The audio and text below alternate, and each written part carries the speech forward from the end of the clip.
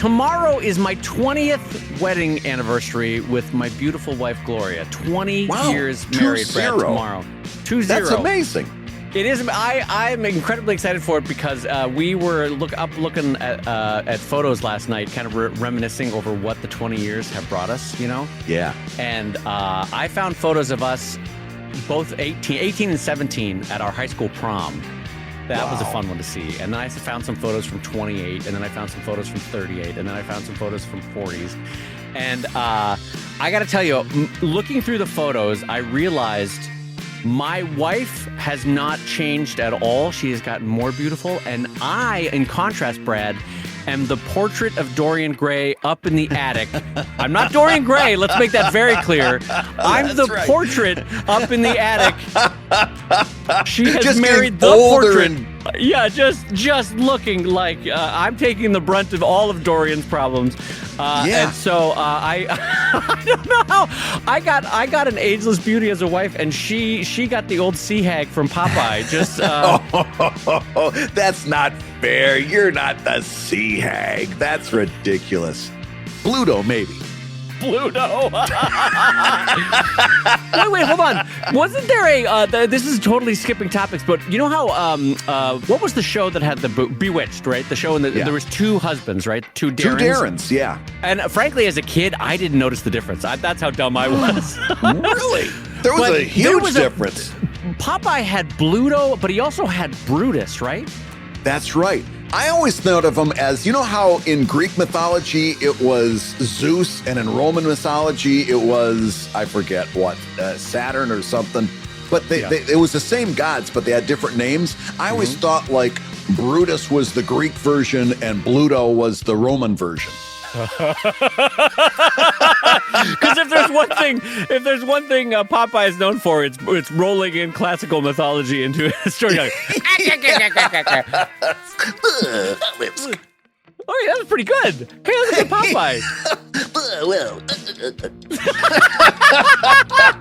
Well, we're not going to get better than that, so I'm going to say hello, everybody, and welcome to ComicLab, the show about making comics and making a living from comics. I'm Brad Geiger, the editor of webcomics.com and the creator of Evil Inc. And I'm his pal, Dave Kellett, cartoonist of Drive and Sheldon and co-director of Stripped. And this week's Hour of Comics Advice is brought to you by our Patreon backers at ComicLab. That's patreon.com/ComicLab. So Dave, let's talk comics. I got to tell you, as a friend, that was delightful to see that your eye must have skipped the line of copy right there, because for the first time ever, you had like a senior moment. And today's Comic Lab is brought to you by our friends over I thought I covered it so well. I thought I was really doing well. What a was delicate like that dance that was. I was like that drunk that thinks that he's walking so carefully no one knows he's drunk. I couldn't find my sheet. I've got it in here somewhere, and I'm like, oh, I've done this 100 times. I don't need to see anything. I'm going to plow right through this. This is fine. Everything's fine. All right, well, I got to tell you, Brad, today, as our sponsor, Bonjoro.com, Bonjoro.com, is back with us again today. I got to tell you about, I've been sending out a bunch of Bonjoros because I released a new magnetic build your own comic set on my store. It's been selling really well. That. And so I've been sending out a lot of Bonjoros because, as you remember, anytime an order comes in or anytime someone joins me on Patreon or anytime someone buys my original art, I get an automated alert via my Bonjoro app on my phone saying, hey, record a quick thank you and welcome message, or, you know, a thank you for purchasing message. And so I turn around in my studio, boop, hit the camera on my phone, and I record a quick personal message like, hey, Brad Geiger, it's Dave Kellett. Oh, my God, I just want to say I saw you got the magnet set. Great. Anyway, Cardboard Crack had joined us on patreon.com/ComicLab, and I had sent him or her, I don't know, a message. And they wrote back, wow, the curmudgeon in me always thought, Bonjoro, who cares about a personal message? What a waste of time. And then I saw your message, and I absolutely melted. Wow, that was amazing. Thank you so much. And so I got to tell you, this is the kind of thing that you get from Bonjoro. You're like, oh, this won't make a big impact. No one will care. But something about in our impersonal world that someone, after you make a purchase or after you join Patreon or after you get some original art, they send a personal, immediate, heartfelt message to you, Brad Geiger, from me, Dave Kellett, not like some automated thank you for making a purchase at my store. It has a unique emotional response that almost can't be quantified.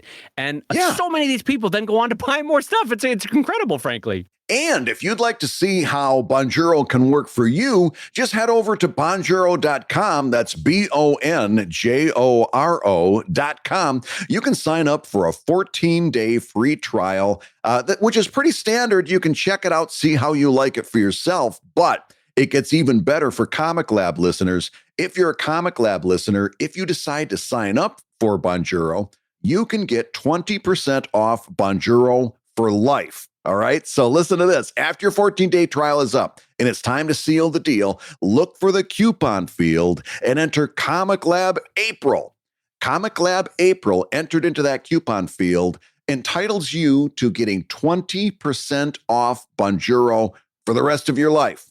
And for as long as you're going to use this, it's a fantastic opportunity. It's a great. This is a tool that you're going to be using for the rest of your career as a cartoonist, and you're going to get 20% off just because you're a ComicLab listener.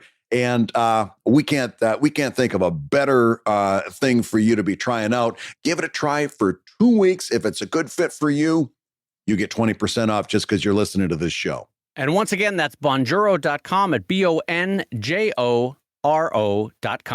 So, Dave, let's start off the show. We've got a great question to kick it off with. And this one came in from a friend of the show who wants us to talk about NFTs. These are non-fungible tokens. This kind of comes in as under the same heading as like cryptocurrency, although NFTs are not cryptocurrency. But it's along those same lines. So go ahead. What did that email say when it came in? Well, so this friend didn't. I didn't check with them to see if I could use their name before the show. So with apologies, I'm just going to read the note. That's the most important anyway. It says, "Hi Dave, hope all is well. I've been reading a little bit this last week about NFTs. It works like a blockchain token, but is actually a digital asset." Either an image, a video, etc., which can be sold like a physical original piece of art. Mark Cuban and Gary Vaynerchuk have been speaking out about them recently, and there could be an opportunity for web cartoonists to find another revenue stream for their work. Also, it looks like Marvel is looking into it, and then the emailer kindly links to a couple articles about NFTs. Yeah. So Brad and I want to talk about it today because there's a lot to unpack about NFTs. First of all, let's talk about the name, Brad, because non-fungible tokens includes probably one of my favorite words in all of English, fungible. Fungible. Oh, Brad, do you want to take everybody on the magical tour of what fungible means? Because it sounds like it could be a foot fungus. It sounds like it could be a kids show character that's like a fat tubby cat or something. You know, you don't. It sounds like you open up your lunchbox and there's a little plastic sealed mushroom, and you say, "Oh, Mom packed me Fungibles again." It sounds like a unique, you know that transition diaper that's not a diaper, it's not shorts, it's like pull-ups. Yeah. It's like, now you're wearing Fungibles. You big boy, you. Yeah, you've got your big boy Fungibles on. That's great. Yeah. Well, this is kind of like we had a earlier. This might have been on ProTips, but we kind of talked about this in a certain way in terms of, is there a way to sell digital art as an original? And this would kind of be that same conversation. This would be selling a digital original as an NFT. Okay. Right. And when you look up NFTs, it's hard to really get your head around it. This is from CoinDesk.com. One of the main benefits owning a digital collectible versus a physical collectible, like a Pokemon card, is that each NFT contains distinguishing information that makes it both distinct from any NFT and easily verifiable. It goes on to say, unlike regular cryptocurrencies, NFTs cannot be directly exchanged with one another. Think of them as a festival ticket. Each ticket contains specific information, including the purchaser's name, the date of the event, and the venue.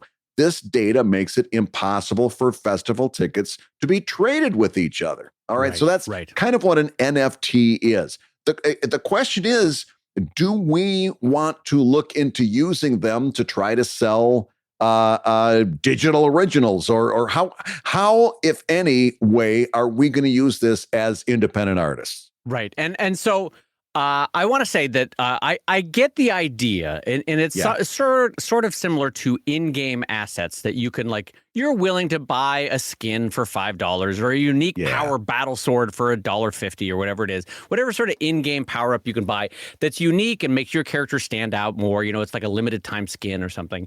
I get it. I understand that there's a value for a lot of people, not me, but a lot of people in buying unique in-world digital assets, right? So I understand that that's a thing, but I have to say something about the idea of NFTs makes me feel like the oldest old man on the porch shaking my cane, because even if it could work, even if I could specifically make it work, I don't know that I would want to make it work, because I don't know that I would want to sell someone one of these. And I understand that immediately makes me sound 150 years old. I just don't. I don't. I guess I'm saying I don't want to be involved. This is not what I want to. This is not what I want to do. So, Brad, what's your immediate first take reaction? Well, I'm curious. Okay, so here's my immediate first take reaction. I read that email and it said, and it looks like Marvel Comics is looking into this. So I'm like, all right, that puts you into a certain mindset. Marvel Comics is looking into this, right? So I go to the story, the post. That is about a Spider-Man NFT sells for 12.75 ETH as Marvel Comics artist lands Ethereum? Is that what Ethereum. Is ETH Ethereum? I don't know. I'm pretty sure it's like Bitcoin, but it's a different system. But yeah, okay. Yeah, I think it's Ethereum. The source here is Cointelegraph.com. Now listen to this.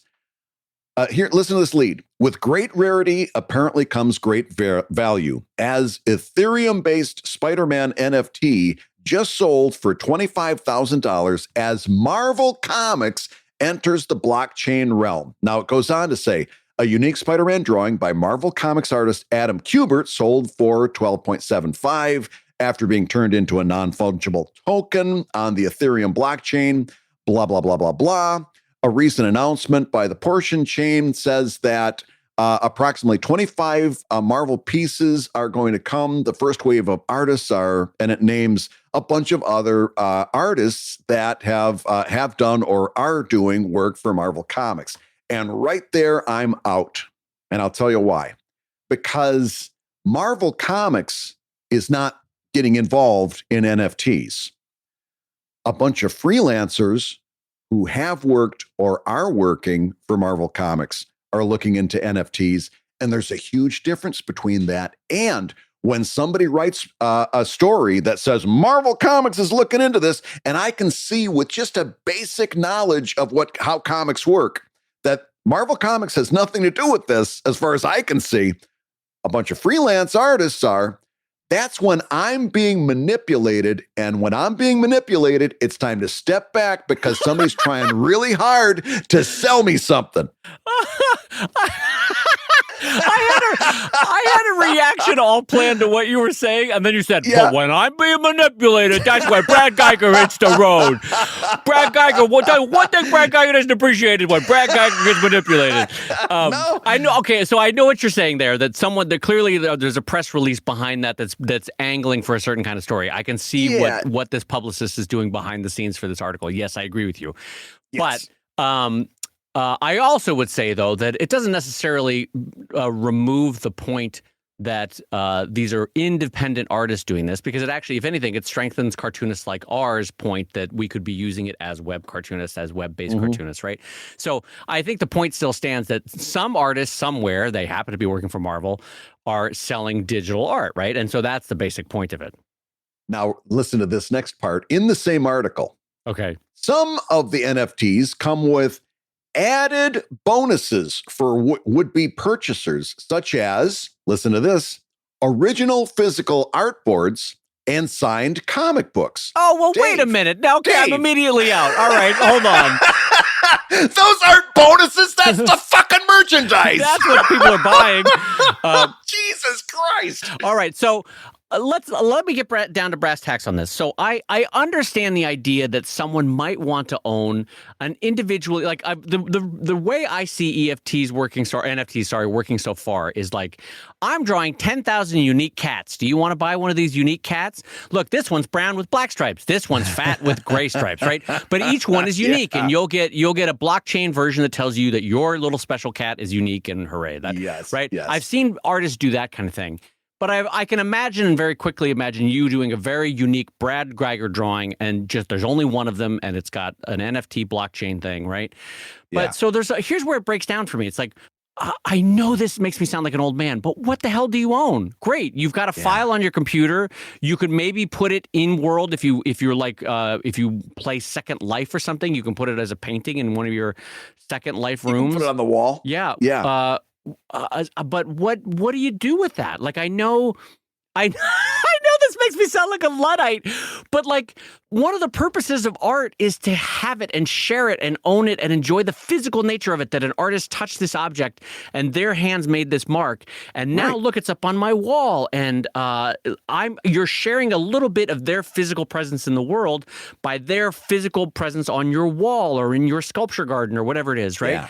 And so for me, the digital, it just feels less special. It just feels less useful, as in the way that art should commonly be enjoyed in our life. And I know that makes me sound like a Luddite, but something about this just doesn't sit right with me.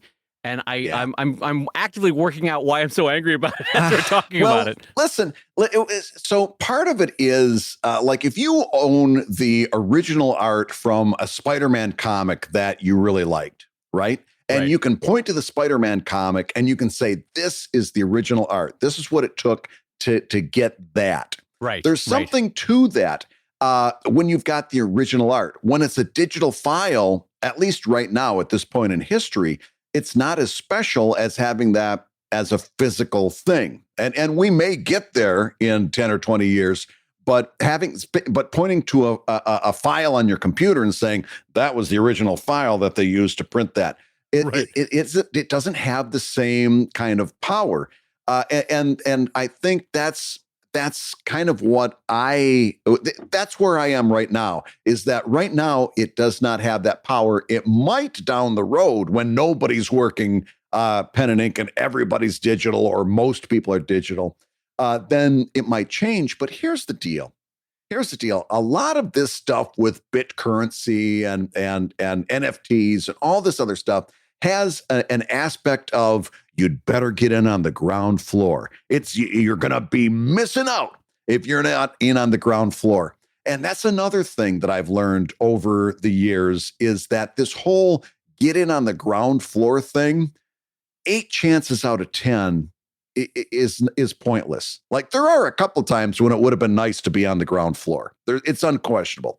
But most of the time, this whole get in on the ground floor mentality is trying to, again, it's manipulation. It's manipulative. It's trying to get you to rush a decision that maybe you should be thinking more about. Here's the upshot of all this. Let's say at some point NFTs take off and people are actually buying these NFTs for digital art. Well, if that actually happens, and by the way, not at Christie's, where they had an original art auction that sold for thousands and millions of dollars, because that whole aspect of fine art, that doesn't apply to people like you and me, right? We're talking about two different things. If that starts to filter down to everyday working independent artists like you and me, there'll be lots of opportunities for us to jump on once it's been proven and it's out there for a while. There's no reason to rush to get in on the ground floor on this that I can see. Am I wrong? Well, so here's my follow-up questions to this. So an NFT, does it have within its metadata an ability to tell the software that it's being displayed on not to be able to take a screenshot? Well, yeah, that's the next question. Within our lifetime, not even within our lifetime, within the next 5 to 10 years, we will have iPhones with 8K and 16K screens, which are virtually indistinguishable from an object of real life printing in terms of quality to the naked eye. And if I take a screenshot of an NFT that someone paid, a Spider-Man that someone paid $10,000 for, I just effectively stole a $10,000 digital piece of art, right? I mean, like, what value do they have? It's not. Go ahead. I'm cutting you off. No, I'm agreeing with you 100%. It's got no value because if 1,000 copies of a piece of art are circulated, but you're the only one who says, well, I own that art, even though everybody can see it, then there's no value because there's no scarcity. And as we know over and over, scarcity is one of the prime ingredients of value. And if everybody, that's why it's important. And then, so let me ask you this, Brad. Let's just continue this conversation about NFTs. Yeah. If I sell you an NFT right now of a drawing that I did of a duck, right? Right. Am I then morally obligated as the artist to delete my file once you have the NFT? Oh my and I'm not God. joking about this. I hadn't thought of that. Am I morally obligated to remove the file from my computer and delete it and trash it so that I cannot, on my death, give it to an archive, or I cannot, on my, if I have a divorce settlement, that someone could claim that file on my computer? I'm just saying, like, because now it has a $10,000 value of Ethereum, which is also bullshit. But it's well, for our legal team, we don't know that Ethereum is actually bullshit. It just sounds that way. Hold on, I'm just being slapped on the back of my head by a lawyer. So we're just for a quick disclaimer, Ethereum is not. We're not making any claims or disclaims about Ethereum. We don't know how many lawyers that cryptocurrency can actually buy. Unfortunately, a lot right now. So what I'm saying is, am I morally obligated to remove any digital trace or any digital reproduction that I own of an art that I sold you as an NFT? Because it seems to me that if I still have a functional Photoshop file, then that NFT is useless, right? That's not what you're not getting what you're promised, which is the unique and sole copy of that piece of work, right? Oh, you can go right down the rabbit hole on this because and part of it is that you and I really don't have a complete understanding of NFTs. For example, if part of it is that in creating the NFT, it uses up that file, and now the file isn't there anymore. That might be part of it. Oh, that might be part of it. Yeah, I could see that. With cloud computing, there is no such thing as a single file anymore. You've got the file. It's also on Dropbox. It's also on Google Cloud. It's also on Apple. There's no such. Is there any? I mean, for any of the serious work you do, is there any instance in which you only have one file? Right.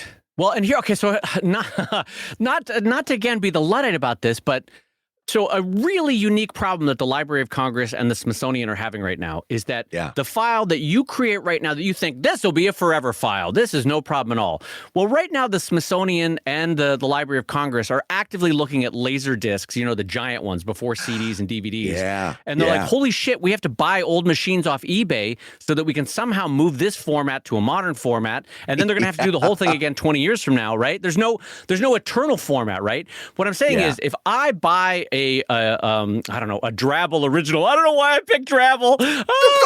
Because you're tired of picking on Ziggy. We're going to pick on Drabble now for a while. No, let's go back to Ziggy. If I buy a Ziggy original, and it's one of my favorite Ziggies, Brad, you remember the punchline. Go ahead. You remember the punchline that was for the Ziggy. punchline where he's looking at the parrot and he says, one good thing about having a cracker is you've always got a friend. I want everybody to know. I just put on Brad on the spot and just pointed, and he came up with a bad Ziggyism right there. The only thing that I like about my couch is that it has a love seat attached. It's the only love in my life. I'm Ziggy. I always like the self-introducing impersonation. For me, there's something wonderful about self-introduction as the end of a punchline. Yeah, I'm Ziggy. Just reiterating. Okay, so anyway, let's say I buy a Ziggy original, right? Yeah. No matter how the world changes, empires rise, empires fall, if that paper and that archival ink are still active and viable, if I've kept them away from light, I still have a viable piece of art, right?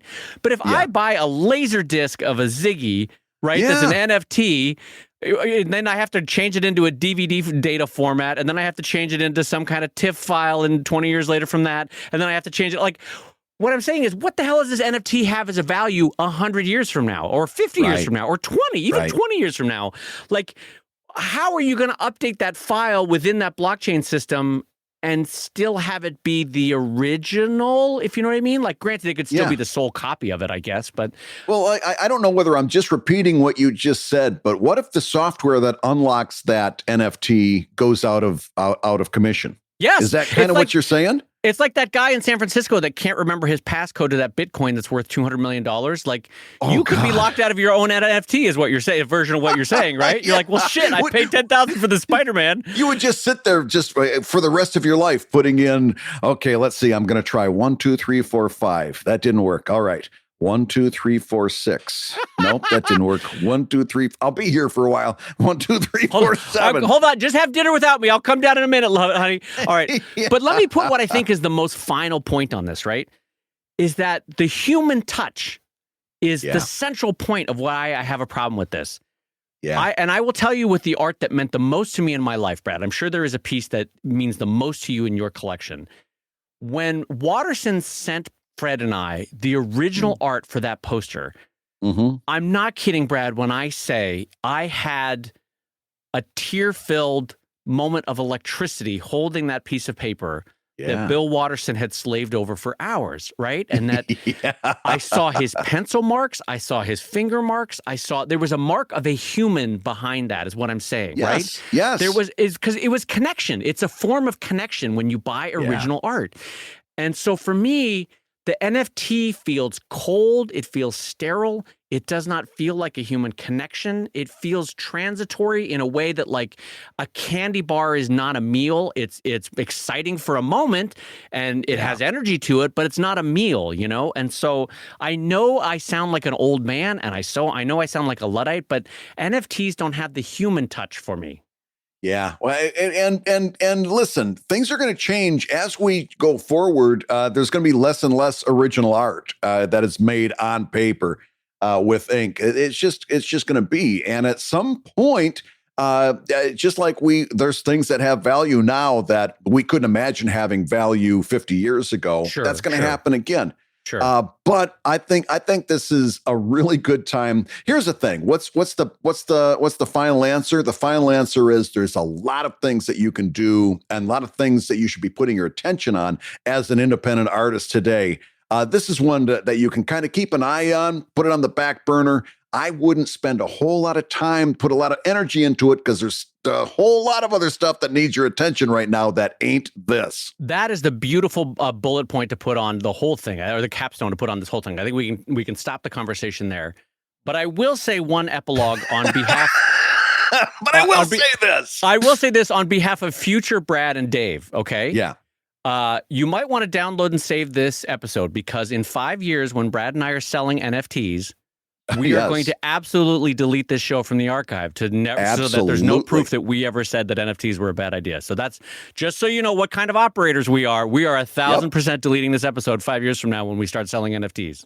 I've said this before, and I'll tell on myself every time. Anytime you hear me talking about future stuff, I'm the guy. When the Kickstarter guy stopped at my table, I told him this is the dumbest thing I've ever heard of. Now get out of the way. I've got books to sell. And I'm not exaggerating much. I literally looked this guy in the eye and said, this is the dumbest thing I've ever heard of. It's never going to work. So, maybe take that with a grain of salt. Maybe I'm not the guy to listen to. Yeah. Hey, if you're listening while you work, take a minute to stand and stretch. And while you're doing that, we're going to tell you why you should join us on Patreon. When you do, you're going to get hours and hours of podcasts that we've recorded just for backers. And exclusive Patreon posts that go even deeper on ComicLab topics. And access to our exclusive Discord server, which is a thriving community of professional cartoonists. So you can support the show you love and get tons of actionable resources for your own cartooning. And listen, if you can't swing a pledge this month, we get it. No worries. Yeah, listen, you can still support the show by rating us wherever you get your podcasts. Just leave a 5-star review and a few kind words. That, along with mentions on social media, is incredibly helpful. Now, everybody, let's talk comics. So, Brad, in light of my 20th wedding anniversary, I wanted to bring up another topic that I thought about because it actually, looking through old photos, sparked a conversation with Glow and I about how when we first moved to LA and how we wanted it being a career so bad and we didn't know quite how to get there. And so I wanted to talk about that for you. I know we didn't really plan this, but I wanted to talk about it with you because I know you've got thoughts on it. So when we got to LA, we met and knew people that were 10, 15, 20 years further on in their career than we were. Right? Yeah. And so we knew what the goal was at the top of the mountain. We're like, we want to be there at the top of the mountain with you doing what you're doing. But we didn't know what path at the base of the mountain would get us up the hill. You know, we literally didn't know get there. What's our first step? What do I do first? How do I get there? And so I thought it might be a fun conversation, or at least a helpful conversation, if not fun, about how, when you know what your goal is, you see it in your mind's eye and you see it in other people's careers, the aspirational peak that you want to get to, but you don't know how to start up that mountain. What do you do? And so first of all, before I give you my thoughts on it, Brad, do you remember that moment when you were 19, 20, 24, 25, and you're like, I know what I want to be. I want to be a cartoonist, but how the hell do I get there? And I don't know that. So part of it, I'm a little bit jealous because I think you were more cognizant than I was at that age. I clearly knew what I wanted to do, but I don't remember ever saying, well, how am I going to get there? Other than for me, it was a series of small goals, small failures, and then readjusted goals.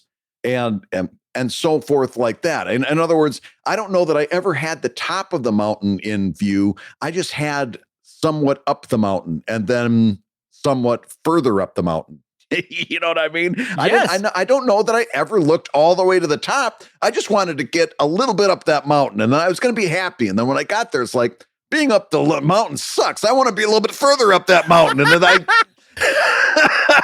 I took up my tent and I started walking further up. Can I tell you what I love as a friend is when I throw a topic at you that we didn't really talk or flesh out, right?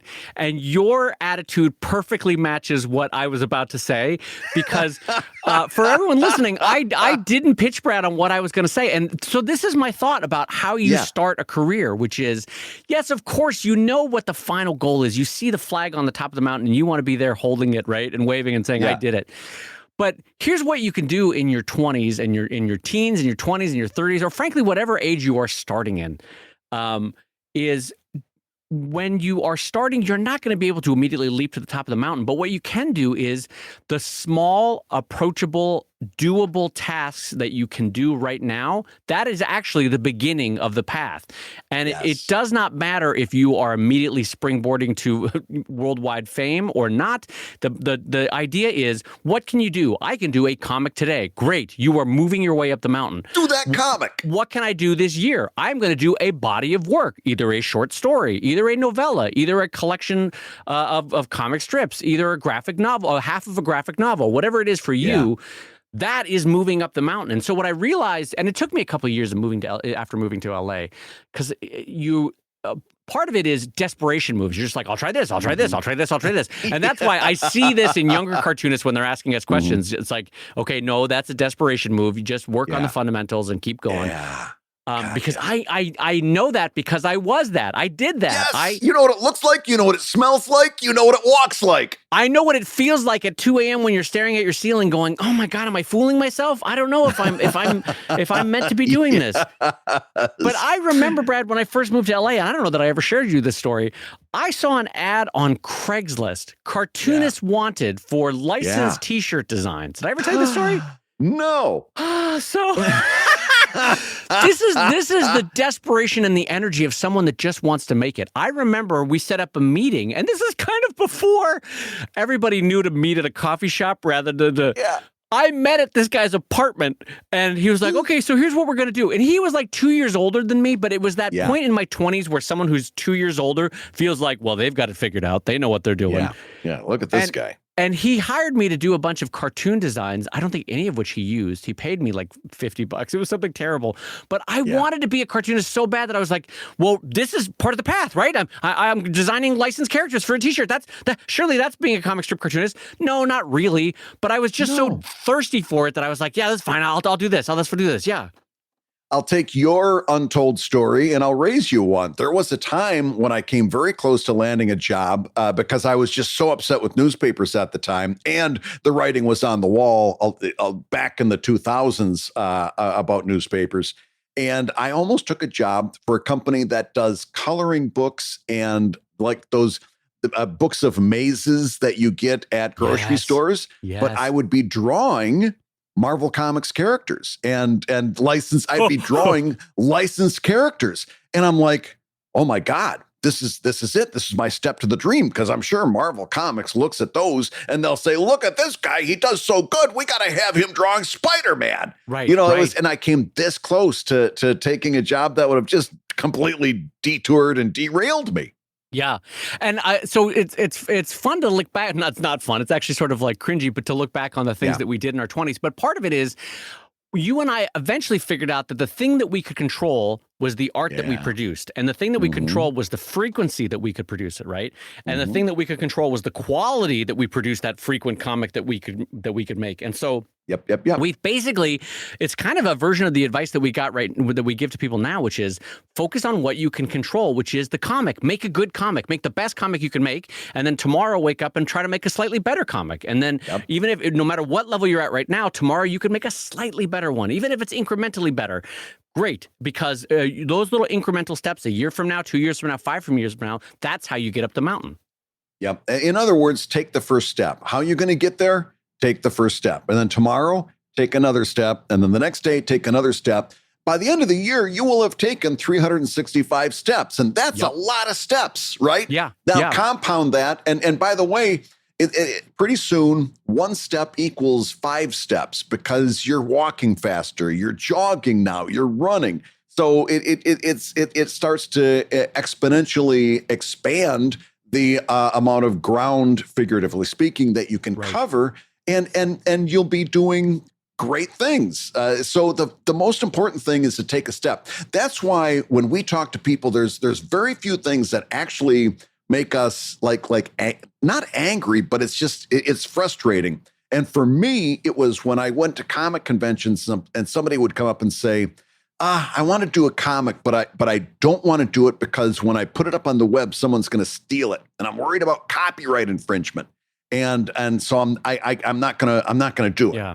There's nothing that frustrates me like fear and paralysis, right? When you're too scared to take the step, because listen, here's the deal.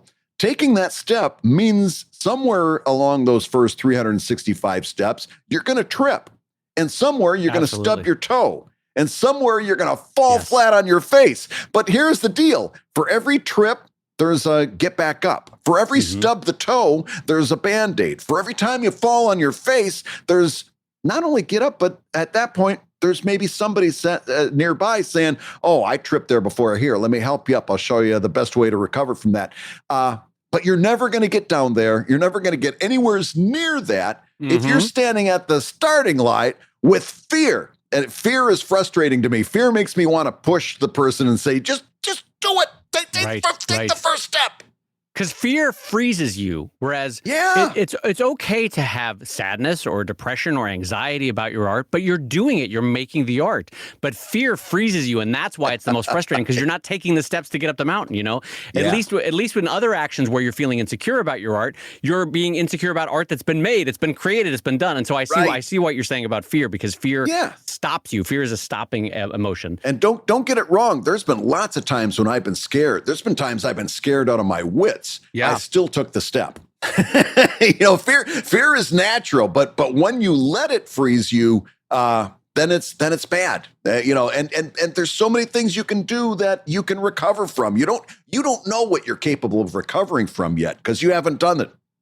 Well, I don't know. I honestly don't remember who had this quote. It could be from the movie Thor. It could be from the poet Seneca. I don't remember. But somebody said bravery is not the absence of fear. Bravery is the presence of fear and then still doing the thing. That's what bravery is. You know, everybody feels fear. Every artist that you love and cherish that you think is a master of the craft, they feel fear and they feel insecurity and they still create and they work past it, right? But like even that stumbling moment where I tried to do licensed T-shirts in LA with 21-year-old Dave meeting a guy in his living room apartment. It was so skeevy and getting paid $50. But here's what I learned from that. I learned from that because I was creating, right? I was making this licensed art. What I learned from that is, oh God, there are bad actors in comics. And so what I need to do is to own and control my own business. That literally was one of the key moments in my career where I was like, nope, you know what? You know who's smarter? Dave Kellett. Dave Kellett will figure this out. I'm not going to trust some guy who otherwise would be selling weed out of his living room that they're the business genius that I'm going to be attaching my star to. No thanks. Tom Hanks. I'll figure this out on my own. Or the guy in the suit that starts spreading out all of his cell phones in front of you as they're waiting for the entree to come. Oh my God, that's another key moment. That was another bad actor in comics that we met. I love that you and I keep referring to that dinner conversation because I know. I keep going back to it. Because he was such a bad actor. This was, to give everyone some backstory, this was I was going to say mid-size, not even that, a small comics publisher who met us for dinner, took us out to expensive dinner. Yeah. Talked up just nonsense. And we could see right through him that he was a flim-flam man, basically, Brad, right? I mean, but all of those moments, what you really knew is that I know how to do this. I can take that step. I don't need any of this. Or, Brad, even if you don't know how to do it, even if Brad Geiger doesn't know how to do it, it's better for you to figure it out in an imperfect way than to trust this person that was like clearly not a good guy, right? And even if it means that you fail and fail miserably, you learn from that, and the things you learn are going to make you so much more powerful down the road. Yes. It only makes you a better business person. It actually makes you a better creator because you have this life experience that you can draw on for a moment when you need to write about conflict, or a moment when you need to write about learning a new task, or a superhero that's on a journey of discovery about what they can do with their powers. Right. What I'm saying is it makes you a better artist actually to try to do these steps on your own. But anyway, so it's funny that this 20-year anniversary for Gloria and I got me thinking about young 20-year-old Dave arriving in LA and wanting it so bad, wanting to be a cartoonist and meeting a few people that either worked for, I don't know, The Simpsons or a newspaper comic strip or Marvel Comics in LA and being like, I want to do some version of what you're doing, and how do you get there? And realizing slowly over time, over a few years, that basically it was just putting one foot in front of the other and keep putting the feet forward, just keep working. And as we said, I think on last week's show, the luck sort of increases the more that you put out there and the more you stick with it. Absolutely. Even if it means, like I said, even if it means taking that first step means that you're going to stub your toe or break your ankle or fall, you're still going in the right direction. You can still get back up. And speaking of injuries, Dave, we've got a $5 transition Patreon backer. Master. Hold on. I can't let this go. When you make a transition that is that smooth, I feel like someone should be pouring me a glass of port. Like that was just delightful, Brad. That was silky smooth. Speaking of injuries, let me tell you real quick about our next topic.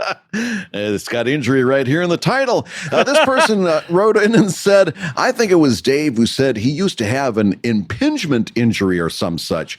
I'm dealing with an overuse injury myself of the hand, wrist, forearm, neck kind. Well, that's the four-factor right there.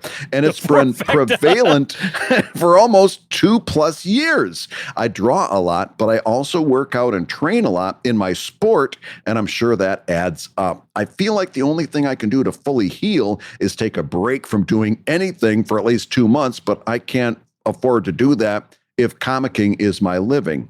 I take breaks and stand and stretch every 25 minutes, and I really measure every measure I can think of to prolong my hands. Can you speak to me more, Dave, about how you dealt with current or past injuries?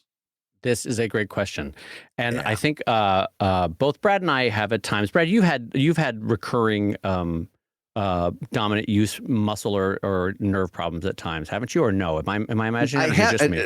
I hate answering that because I feel like I'm jinxing myself, but knock on wood, not to a significant extent the way you have.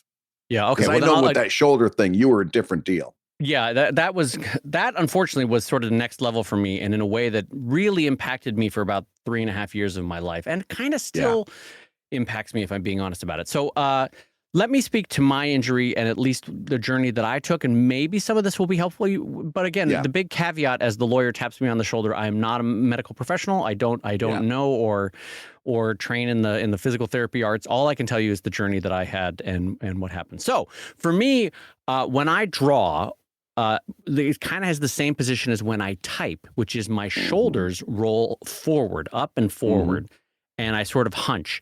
And what that did, as you correctly stated, was it was an impingement injury on my right arm specifically. So there's a massive nerve bundle that travels from your chest, kind of in your armpit, and then down your arm. And then at the same time, there's also major blood flow. So really within a 2-inch area, there's a lot of really key data and nutrients that travel through this area of your armpit, basically.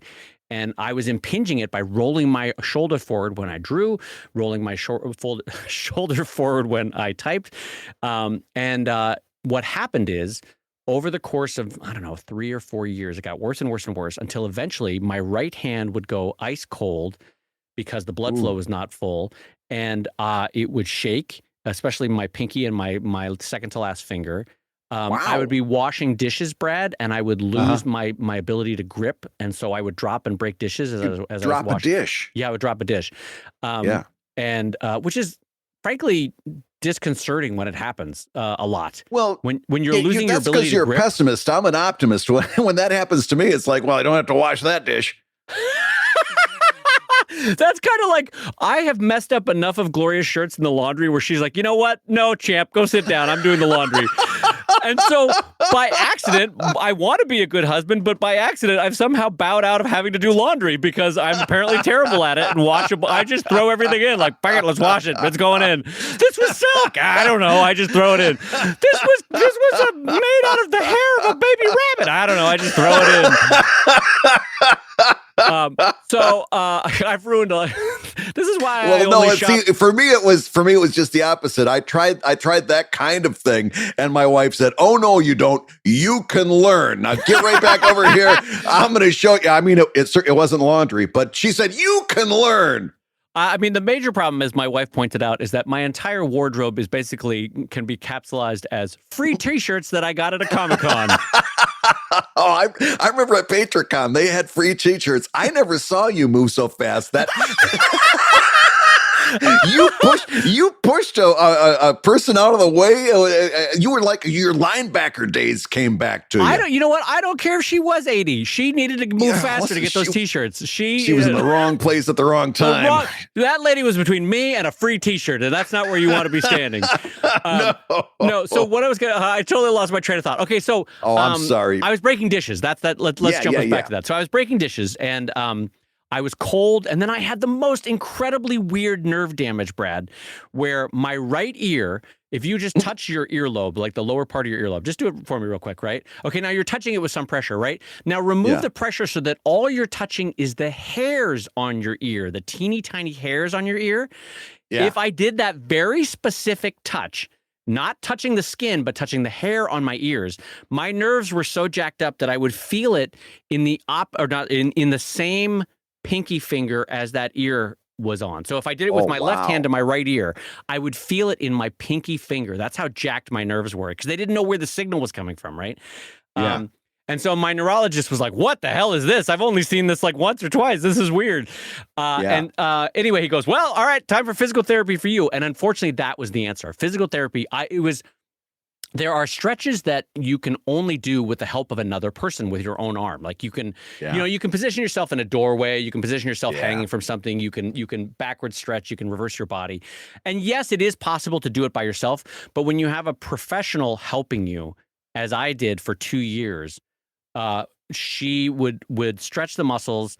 I would do some basic physical therapy. I would do foam roller to open it up. By the way, a foam roller for every cartoonist, really cheap investment. I highly recommend it just to open up your chest and your shoulders after you've been drawing. For those who are not familiar, a foam roller is basically a 3-foot long circle tube of foam that you lie back on, and it forces all your muscles back in a very calming and relaxing way. And I highly recommend it. But anyway, only with a therapist, only with electrical stimulus into my shoulder muscles, only with ice and cold and physical therapy did I get better. And it took 2 years of physical therapy, Brad. But and I frankly still have, even as we talk right now, I can feel, if I want to, the sort of tingly that I get at the tips of my fingers. All of which is to say, do not take this lightly. Nerve damage is not something you want to mess around with. Long-term muscle damage is not something you want to mess around with. If you have healthcare, take advantage of it and get this fixed. Taking breaks is great. It works. It helps. But really, once damage starts, it's hard to heal nerve damage. And you might need the help of a professional.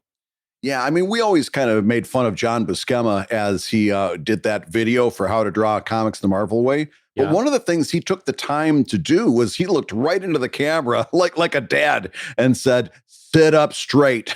When you're drawing, sit up straight. And that really was one thing that I improved when I made the switch to digital, because I got my Wacom Cintiq and I got an arm for it. And I purposefully put that way up high, like higher than I'm actually a little bit comfortable drawing, just because it makes me sit up straight so I can actually make a mark on the tablet. What I want to do is put it down and hunch. That's what I want to do. I want to hunch in the worst way. And it's like, nope, asshole, get your butt in that seat. We're going to put this up a little bit higher than you're even comfortable, because you're going to, I always end up pushing it down anyway. And then I've got to remind myself. And that's why it is, like Dave said, 25 minutes, or I take a break every now and again. You always hear on the public version of the show, we say in the middle of the show, stand up, take a break and stretch. Those are real things. Those are real concerns. Now, the question I've got for you, Dave, and this actually came in from another Kickstarter backer named Kipper. Is there a specific stretch you've found helpful, especially when it comes to your shoulder? Is there one stretch, Dave, that you could teach us, even on a podcast, that we could be using to get better about this? Yes. So one thing is, like Brad, I had to, especially at my physical therapist direction, I had to change the posture of the way that I draw. And I know that's not what you're asking specifically about stretches, and I'll get to that in a minute. But posture while you draw is fundamental in a way that, like, I know that sounds like dad energy to say that, like, this is super important. I cannot emphasize enough. And here's the thing is that one of the most amazing lessons that I ever learned was actually from this physical therapist, Brad. And I did a whole comic about it because it was about the way we perceive the world versus the way the world actually exists. So she goes, okay, Dave, relax your shoulder. And I go, okay. And she goes, no, I said relax.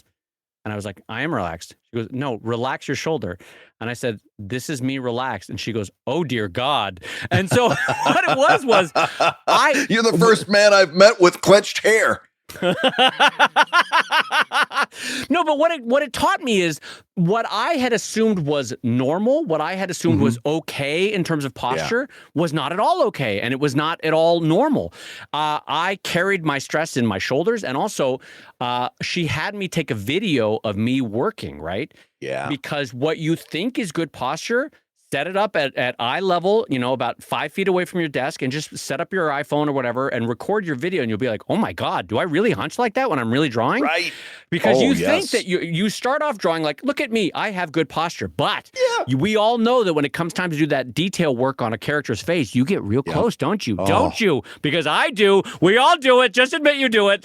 And then what happens is you're hunching forward and your shoulders are rolling forward and your neck is craning in a way that's not healthy. So take a video of yourself and you're like, oh my God. And here was the solution for me.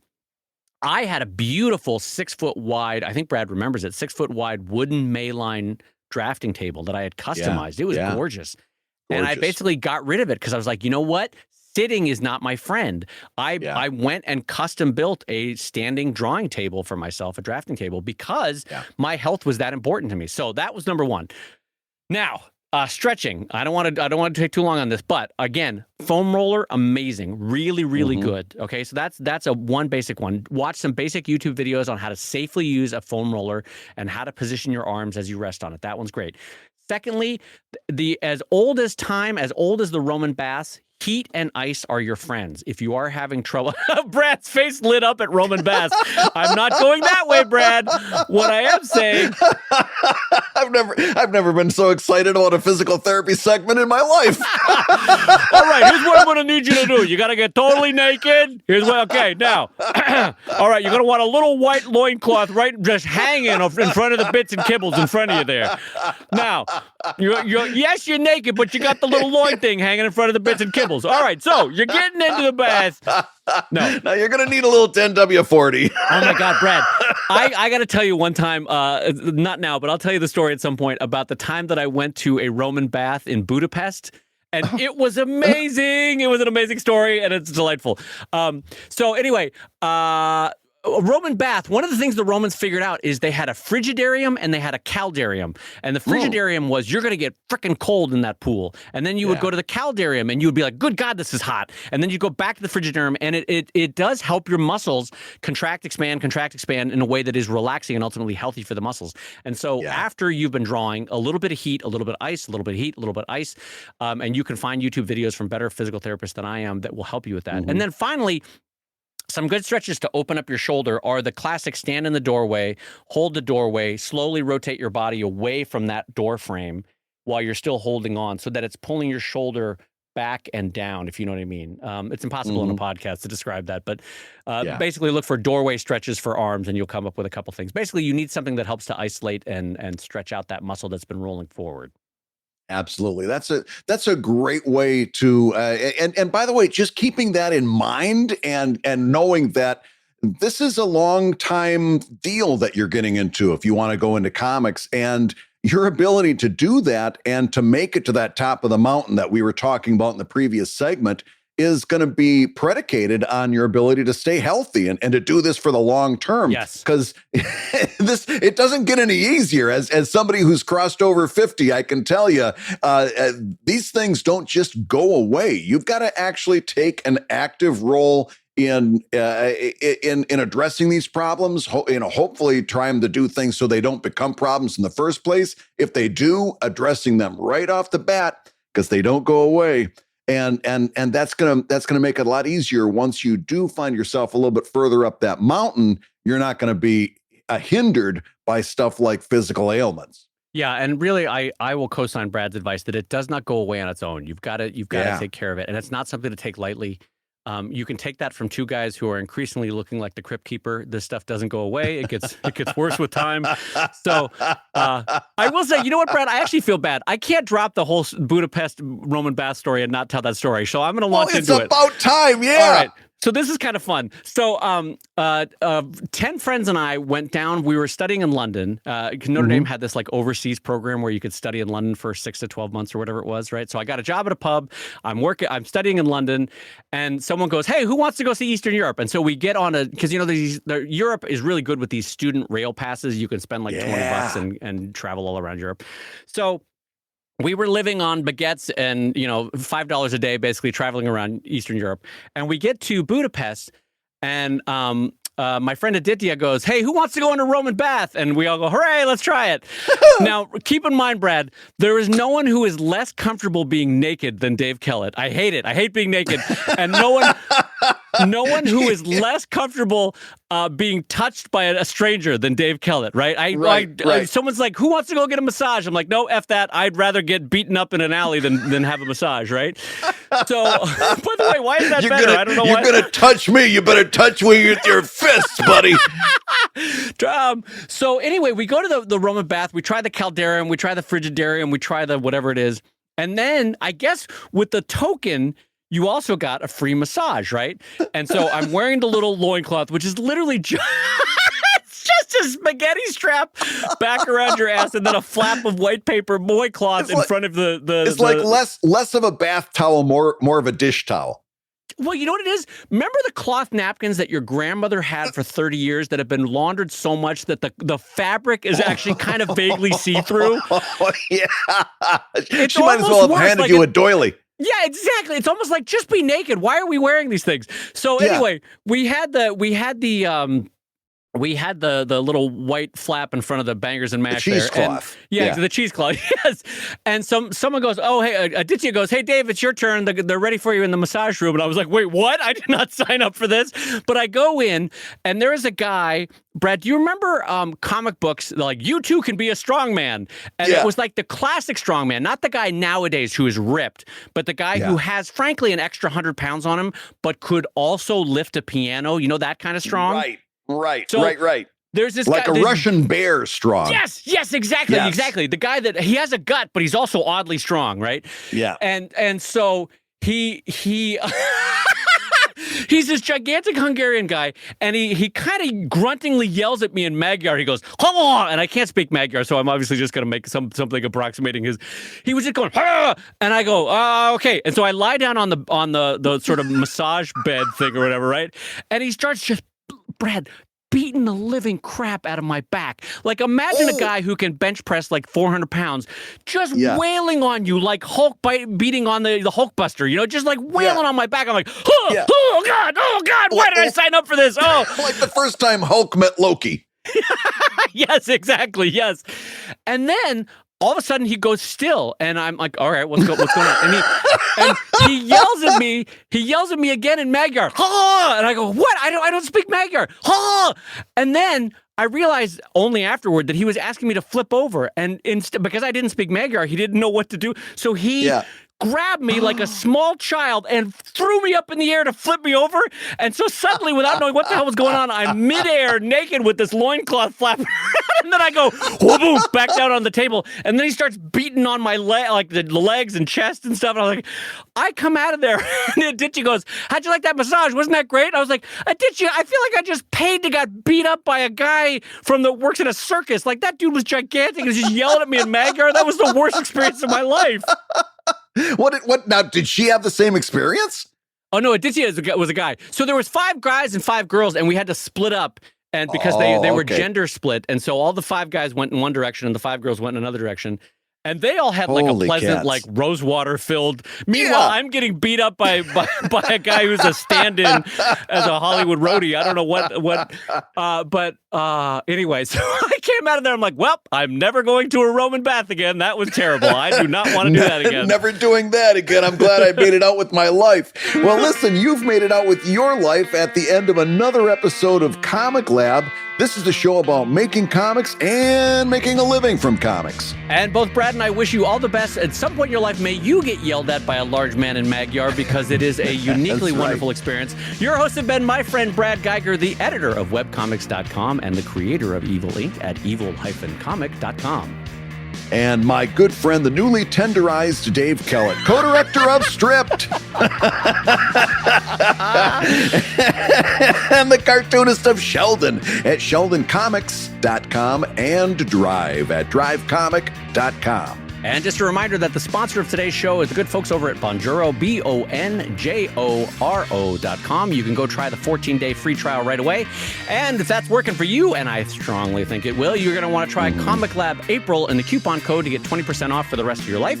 And the Comic Lab theme song is used with permission from Andy Creighton at theworldrecord.net. And this episode was edited by Matt Woodard of Woodsong Productions over at www.woodsong.media. If you love Comic Lab, you can rate and review the show on Apple Podcasts, and you may hear your review featured on a future episode. And Comic Lab is made possible by your support on patreon.com/comiclab. So we'll go ahead and say that like Dave getting a massage in Hungary. Oh God, why did I choose to do this? This is terrible. I regret my choices. Oh, why? What path in life led me to this moment? Oh God, this is not pleasurable. Oh, jeez.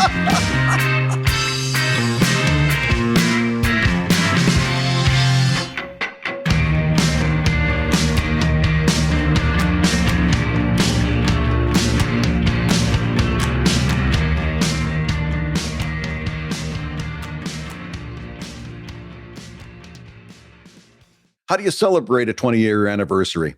Probably cuddle.